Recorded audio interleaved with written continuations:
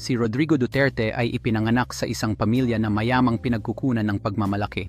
Ang kanyang mga magulang ay sina Vicente Duterte at Soledad Duterte na parehong nagbigay ng matibay na pundasyon sa kanyang buhay.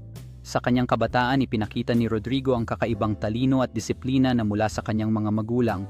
Si Vicente Duterte, isang dating gobernador, at si Soledad Duterte ay naging inspiration at halimbawa sa kanya.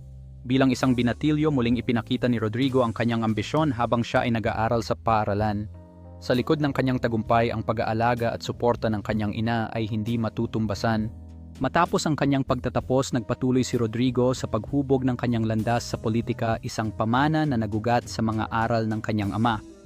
Ang mga prinsipyo at pananaw ni Vicente Duterte ay nagbigay inspirasyon sa kanya upang ipaglaban ang kanyang bayan.